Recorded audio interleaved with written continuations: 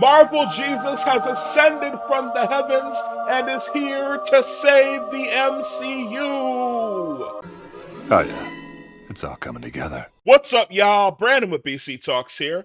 The long awaited teaser trailer for Deadpool and Wolverine dropped last night during the most mid Super Bowl that we've watched since the Patriots versus the Rams. Such a hater, dude. Today, we are going to go over the trailer and I'm going to give some of my thoughts and theories on everything that we saw. But before we get started, make sure you like the video and subscribe to the channel for more comic book and pop culture talk. And I had a funny thought while I was combing through this trailer for the 37th time. It's funny to me that, Fox wasn't even going to make the original Deadpool movie way back in the day. It took that leaked test footage that came out, or leaked, I should say, because personally I think that it was Ryan Reynolds or the director that leaked the test footage. I don't think it accidentally got out. They knew what they had, definitely. But nonetheless, it was leaked, and, the fans came out and outcried for this movie to be made, so Fox finally caved and gave them one of the lowest budgets they could for a superhero movie at the time, and they got the movie made because of the fans, and now all these years later, Disney has bought Fox out. They own the X-Men, and Deadpool, the movie of the character that wasn't even going to get made originally, is now the thing that's going to save the MCU. It's funny to me how things work out like that sometimes. But let's get into the trailer and my thoughts and theories on the trailer. So we start off the trailer showing Deadpool with his little found family that he's created through the first two movies. And I just want to say off the bat, Deadpool with hair is terrifying. I don't know how, but he looks worse somehow with hair than he does bald. It's very uncanny and weird looking. But like I said, it is notable that the entire Deadpool family, his little found family that he has through the first couple movies, is back because we see his wife Vanessa, Shatterstar, and Peter, aka Sugar Bear. Now, these three are notable because they each died in Deadpool 2 at various points of the movie. But at the end of the movie, we saw that Deadpool stole one of Cable's time machines and went back in time to different points of his life to correct things, including saving Vanessa from getting murdered and also saving Peter from his untimely death in that X-Force scene, which was pretty funny. But we didn't see him go back and save Shatterstar. In that scene, we only see him tell Peter to go home, and he saves Peter. But so it'll be interesting to see if they show how he saved Shatterstar or make some sort of reference to how he saved Shatterstar. I'm sure they'll make a joke or something. But it's also interesting because it means that that post-credit scene wasn't just a gag reel like in some movies. That post-credit scene is canonical because they're alive. So that means that Ryan Reynolds is canonically dead in the MCU now. And it also means that Hitler is also dead in the MCU because if you remember back to that post-credit scene, the very last scene, he went to go kill baby Hitler. But he didn't have the heart to off a baby, so he makes a joke at the end that he's gonna get Cable to do it because Cable loves to kill babies. So which was a funny scene. So that means if he did in fact get Cable to do it, then Hitler is dead in the MCU. Although in Marvel Comics, Hitler is also dead. The Human Torch, a version of the Human Torch that was alive at that time, actually burned him alive. But back to the trailer here. After this scene, some TVA agents show up and Deadpool makes a little joke, and then he literally gets his wig snatched. Damn! And I also like how throughout the trailer you see Deadpool with his hair plugs still in from getting his hairpiece snatched. You still see him with the plugs in his hair. So I thought that was a nice little touch. And when he gets to the TVA after they capture him, We see Matthew McFadden's character, who is named Paradox, according to the captions. I had the captions on while I was reading the trailer, and it names different characters. So that one, but I think we that one was announced as well. But Paradox seems to now be in control of the TVA here, and he's recruiting Deadpool and shows him videos of the Avengers. And Deadpool. Another interesting thing is that Deadpool also salutes the Avengers, or more specifically, on the screen when he's saluting, they show videos of Captain America. So he's saluting Captain America in the scene as well, which I thought was funny. I think that's probably gonna be more of a tee up to a joke from Deadpool. I think it's a joke that they cut out that that we haven't heard yet. Now, Paradox. This Paradox is based on a very minor character in the comics named Mr. Paradox, who's actually a clone of Mobius, and he only has one appearance in a trial against She-Hulk, and doesn't really ever appear again. So you can't really. I don't think you can take the comic book knowledge of this character into the movie to speculate and make theories on. I think that it's one of the many instances where Marvel will take a lesser known character and kind of boot them or give them a different story in the movies. They've done it a lot before. This wouldn't be the first time they've done it, where there's a character that doesn't have a ton of history and they kind of retell their a story with them. But one of the things I thought about Paradox that is interesting to me, I don't know if y'all are getting this, but he's giving villain vibes to me. I don't know why. He just feels like he's double crossing Deadpool. He says that Deadpool can be a hero amongst heroes, and it seems like he's recruiting Deadpool to kind of his cause. But my theory is that he somehow either got control or took over control of the TVA, and he's using Deadpool for his own gain. I think he's gonna try and trick Deadpool into thinking he's a hero, like he says in the trailer, but and telling him that he's gonna save the MCU, which is how we get those "I'm Marvel Jesus" scenes and whatnot. And but he's gonna tell him to do that by destroying things from the MCU.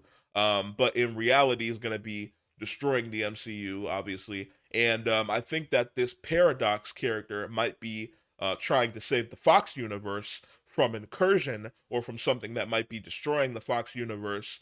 Um, and then Deadpool's gonna find out that he's being double crossed and being used, and then he's gonna get pissed off, and that's why we see him in the trailer fighting all those TVA agents. I think that he's gonna get pissed off at Paradox for using him, and then he's gonna go after Paradox, and in going after Paradox, kind of destroy the Fox universe or set about the expedience of the incursion event for the Fox universe.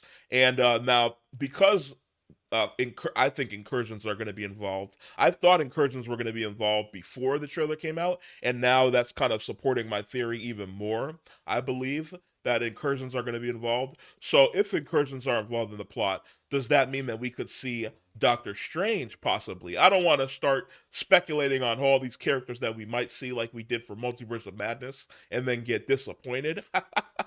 But so I don't think that we'll see Doctor Strange in the actual movie. Maybe we'll see him in a post-credit scene if an incursion does happen and the Fox universe, explodes or gets destroyed. Then maybe we'll see Doctor Strange and Clea, who are going around investigating and handling incursions, like we saw at the end of Multiverse of Madness. Maybe they'll get involved in a post-credit scene, but I don't know if we'll see them in the actual movie. Next, we get a bunch of flashes of scenes with Deadpool, including one that a lot of people have been talking about online of Deadpool walking up to what looks like the back of Wolverine at some sort of secret shady meeting. Now, people are talking about this online because they're speculating that this is Wolverine as Patch. Now, if you're not familiar with Patch, Patch was the alias that Wolverine went as when he went undercover in Madripoor for some work in the late 80s to early 90s Wolverine series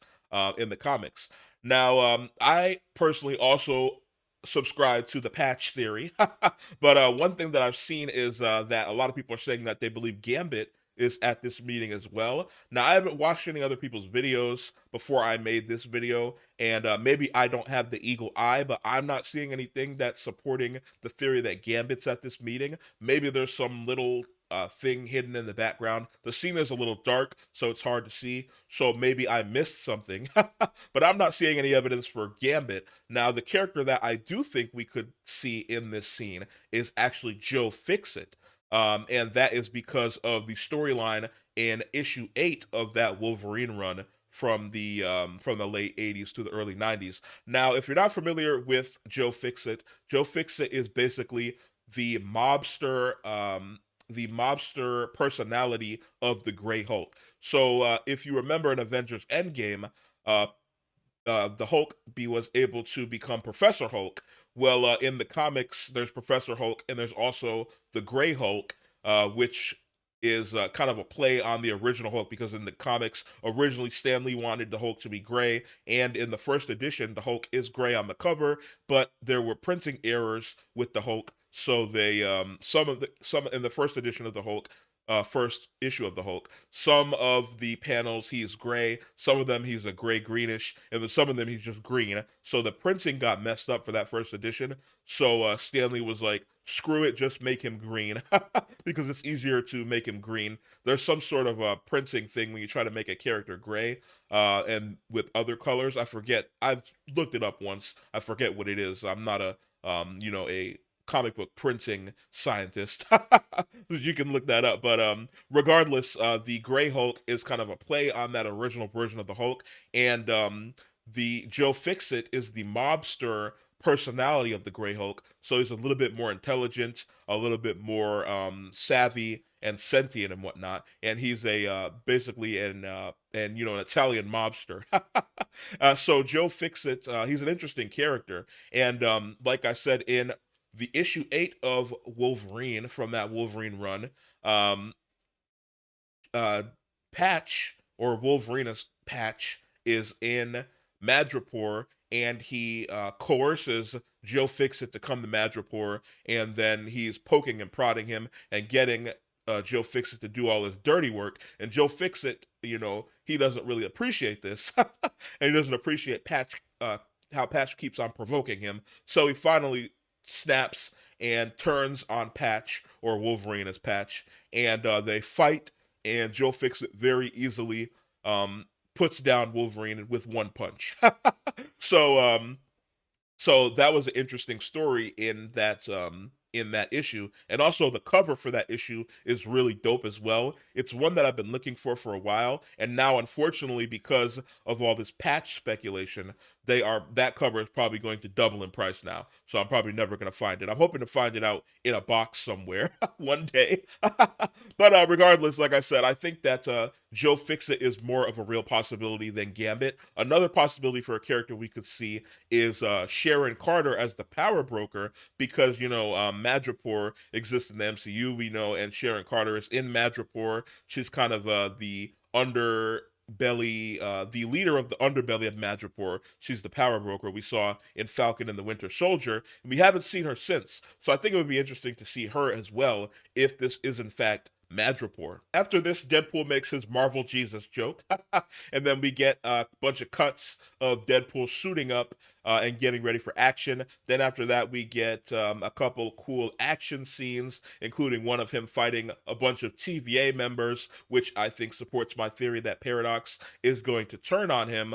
Or he's going to turn on Paradox because Paradox double crosses him. And then we also get a cool scene of him loading up some guns, the mags of some guns in slow motion, some classic Deadpool stuff, ridiculousness. But then after that, we see a TVA member get swooped up by what people are believing is to be Eliath. I also think I personally agree with that. It kind of looks like that cloud of smoke that is Eliath. And also, it appears that they are in the Void, which would kind of be supported by the giant Fox logo that we see towards the end of the trailer. Deadpool, fall up against.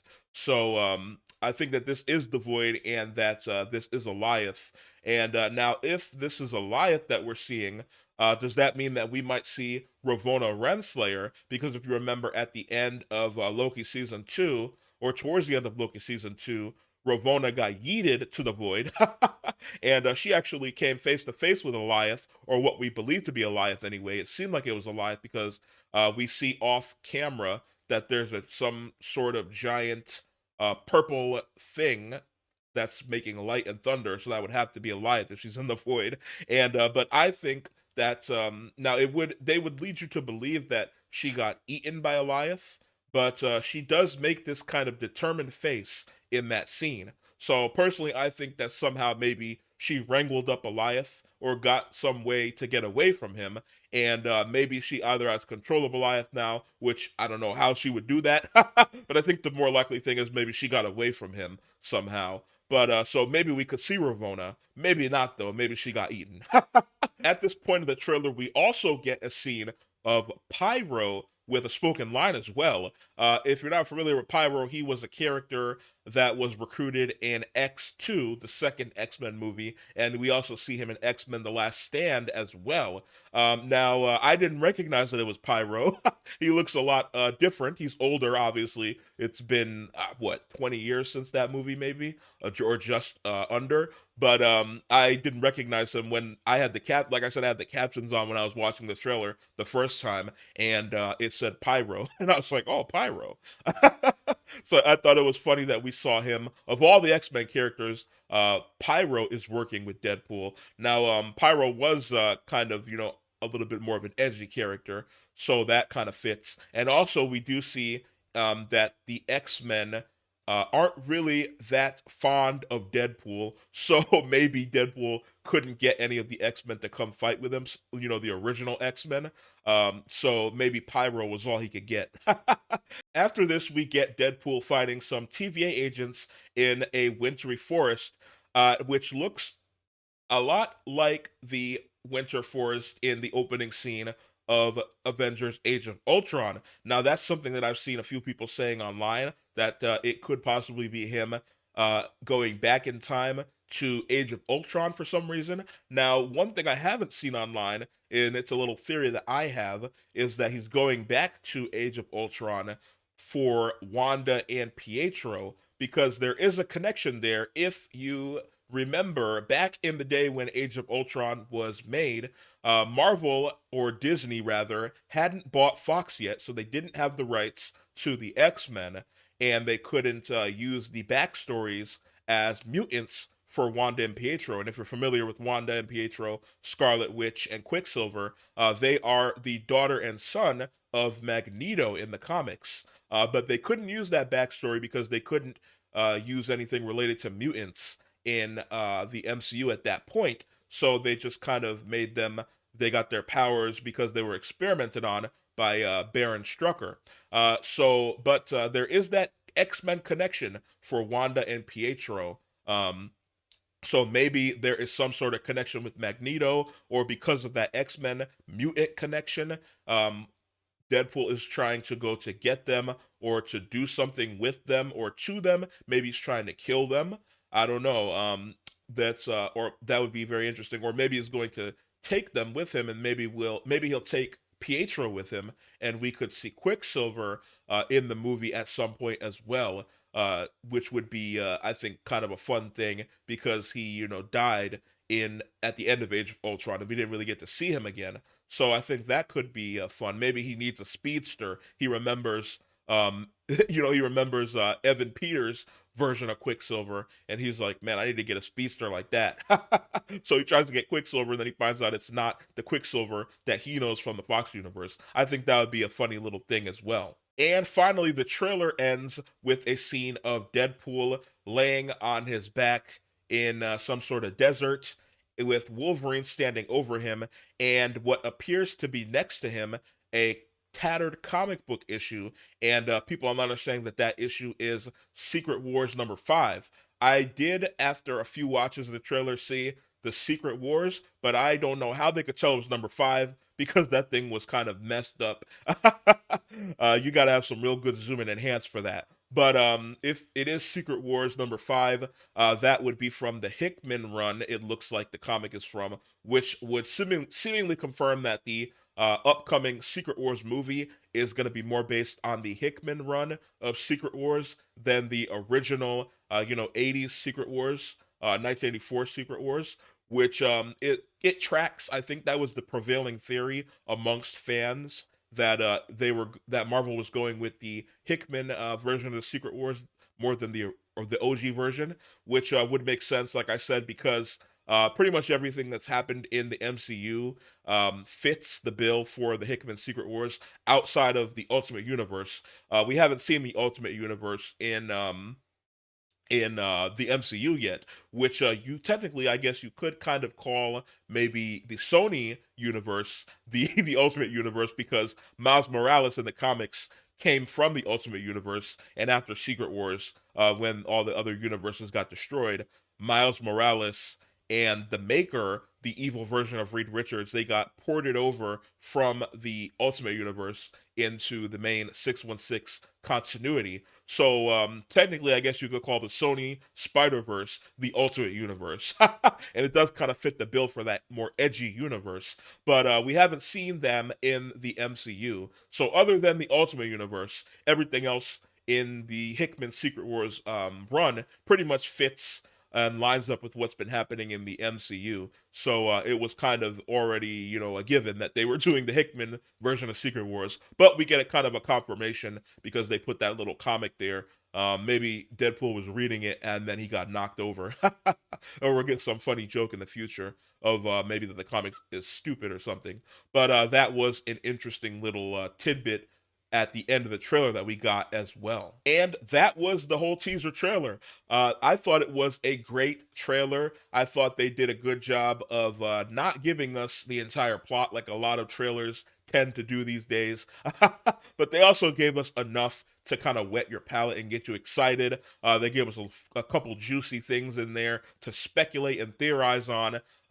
They gave us that classic Deadpool violence, that classic rated R Deadpool violence. They gave us the Deadpool jokes, the meta jokes about Marvel and Disney that Deadpool would definitely do. So it definitely reassures you that this is going to be an actual Deadpool movie in the style of the previous two, and it's not going to be some watered down Disney version of Deadpool. So that was a good aspect of the trailer as well. And for the people that have been living under a rock for the past couple of years and don't know that Wolverine is coming back, they did a good job of giving them a tease as well. I think they for the people, for pretty much everybody else who follows Hugh Jackman and Ryan Reynolds online and knows that Wolverine was supposed to be coming back for a while now. It's it was kind of a tease for us because we wanted to see the full suit. Even though there's been leaked set photos of the suit, we wanted to see the actual full suit. I think we'll get to see the full suit in the real trailer. But this was kind of a tease for the, your grandma and the couple people who don't have social media and didn't know that Wolverine was coming back. But let me know down in the comments below what you thought of the trailer. Make sure you like the video and subscribe to the channel for more comic book and pop culture talk. And I will see y'all another day.